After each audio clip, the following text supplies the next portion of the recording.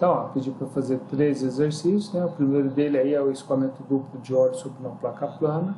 Então, uma placa está sujeita a um escoamento paralelo duplo de óleo de motor não usado, ou seja, em cima e embaixo dela, que a velocidade da corrente livre é de 0,03 metros por segundo.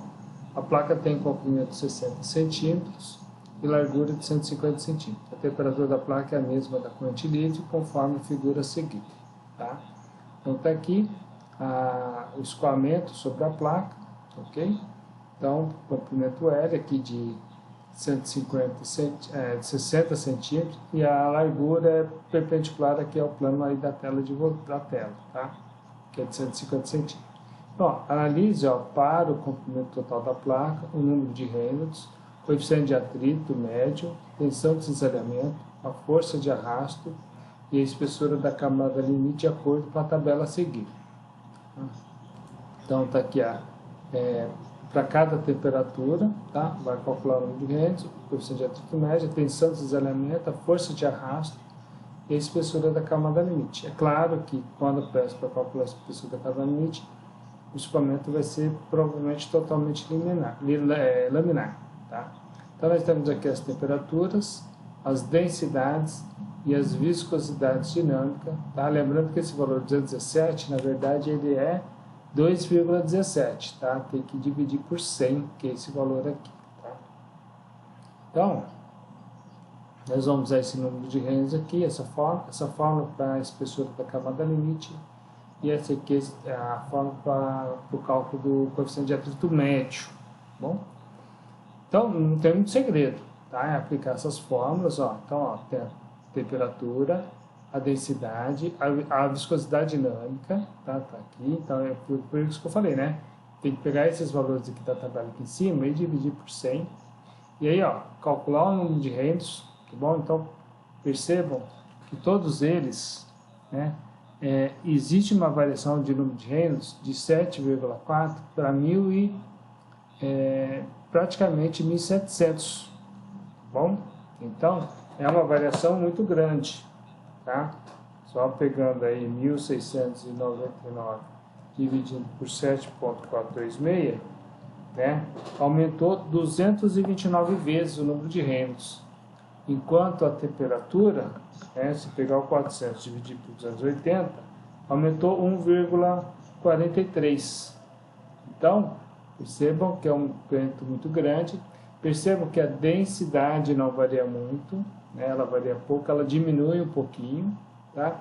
Mas a viscosidade dinâmica diminui bastante. Tá? Então, o grande responsável por isso tudo é a viscosidade dinâmica.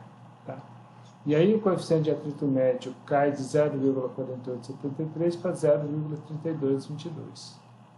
E a tensão de cisalhamento, não coloquei aqui, né? Esqueci de colocar. A tensão de cisalhamento é a densidade vezes a velocidade ao quadrado. Tensão de cisalhamento é o coeficiente de atrito, tá?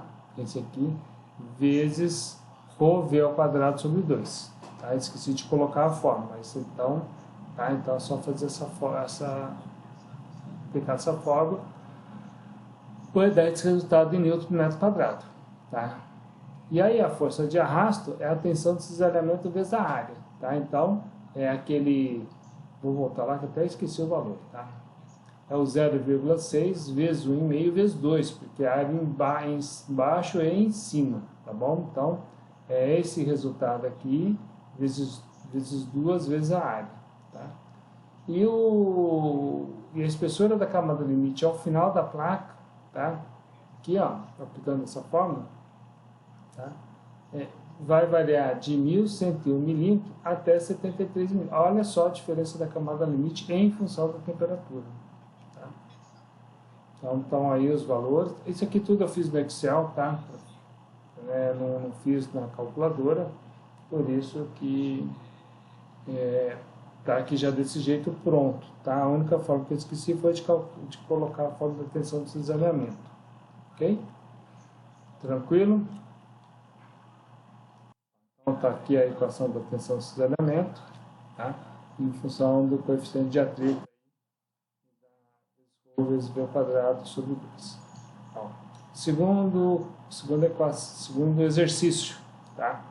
Escoamento duplo de ar sobre uma placa plana, tá? Então, ar a uma pressão de uma atmosfera e uma temperatura de 30 graus Celsius, escoa com uma velocidade de 15 metros por segundo sobre uma placa plana, conforme a figura a seguir. A placa plana tem um comprimento de 1 metro e largura de 1,8 metro. Tá? As propriedades do ar avaliadas a temperatura de 30 graus Celsius, ρ igual a 1,165 km/m e viscosidade dinâmica 186 vezes 10 a menos 7 N por segundo por metro quadrado. Bom, tá aqui, né, o esquema do escoamento, ok? E aí nós vamos determinar o número de Reynolds, B, a posição crítica quando o escoamento passa de laminar para turbulento, C, o coeficiente de atrito médio, D, a tensão de cisalhamento e E, a força de arrasto. Percebam que aqui não fala nada, né? Só fala que tem um escoamento, então a gente precisa determinar. Então a primeira coisa sempre é determinar o número de Reynolds. A densidade vezes a velocidade vezes R sobre μ. Tá? Então, ó, substituindo os valores, vai dar 939.516. Então, é um regime misto, em que uma parte é laminar e outra parte é turbulenta. Bom? B. Determina a posição crítica quando o escoamento passa de laminar para turbulento. Tá? O Reynolds crítico para a placa plana é 5 vezes 10 à quinta. Tá? Então, o Reynolds crítico, aí a gente vai colocar aqui o X crítico também. Então, 5 vezes 10 à quinta, a gente substitui os valores, tá? A velocidade de 15.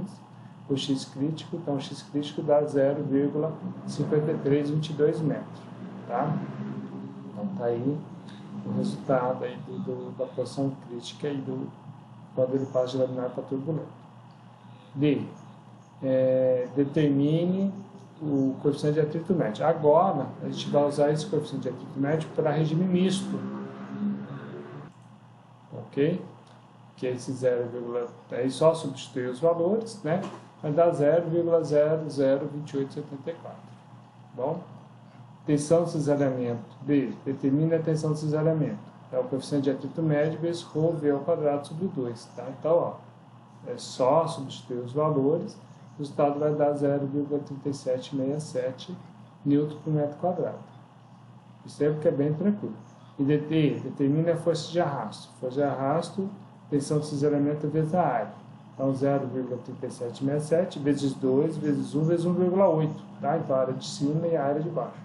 Então, a força de arrasto vai ser de 1,356 N. Percebam que é bem tranquilo, não tem muita complicação, tá?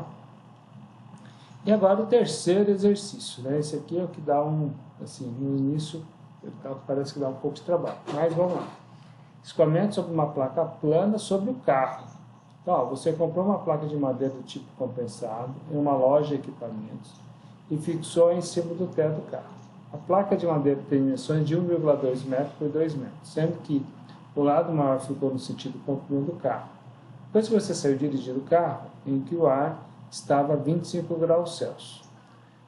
Letra A. A que velocidade em km por hora a camada limite começará a ficar turbulenta?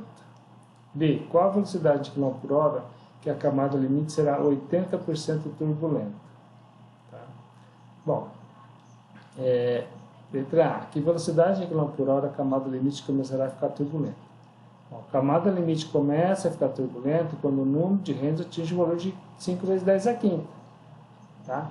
Que é lá no valor do L. Então, ó, esse número de Reynolds a gente vai usar aqui, ó, 5 vezes 10 à quinta, a densidade vezes a velocidade, né, para do ar para 25 graus Celsius aí, vezes 2, que é o comprimento, então há uma velocidade de 3,885 metros por segundo. Multiplicando por 3,6, o resultado dá 13,99 km por hora, praticamente 14 km por hora. Então, nessa velocidade, a camada limite começa a ficar turbulenta, tá? Lá no final da placa. Bom, depois eu volto a comentar os detalhes disso aqui, que eu fiz alguma coisa a mais, tá? Então, olha só. B. Qual a velocidade em km por hora que a camada limite será 80% turbulenta? Bom, vamos lá. Antes de eu falar dessa forma aqui, tá? Deixa eu comentar um detalhe aqui. Então, ó, a posição crítica, tá? Nós temos aqui um comprimento que a camada limite é laminar E o comprimento do lado de cá era turbulento. Se todo o comprimento for laminar, tá? Ela vai ser totalmente laminar se o número de Reynolds for um valor menor ou igual a 500 mil. Né? Até 500 mil é totalmente laminar. Se o número de Reynolds for 200 mil, ela é totalmente laminar. Se for 300 mil, totalmente laminar.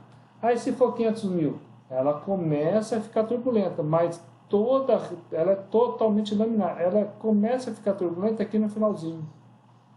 Tá?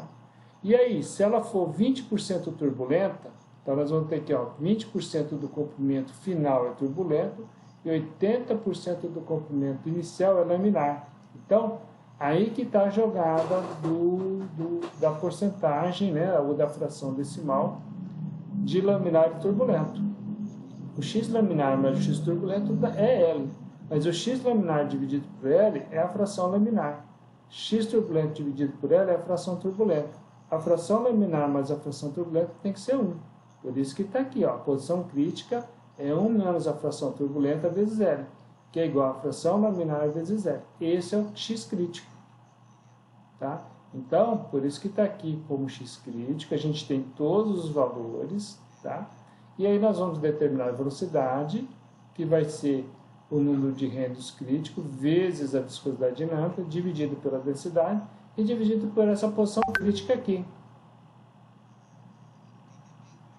Tá? Mas aí vai ter. Só que a gente não pode pegar 80% turbulento e jogar na fórmula aqui, ó, fazer que é 0,8 vezes L. Não, é 1 menos 0,8 vezes L. Tá? Porque a gente tem que calcular quando ela começa a ser laminar.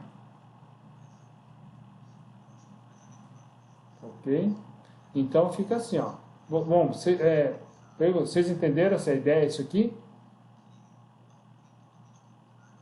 Tranquilo? Bom, deixa eu ver aqui. Então, ó, aqui tá, ó. Aqui ele é esse 1 aqui é 100% laminar e 0% turbulento. Onde ocorre a posição crítica? Em x igual a 2.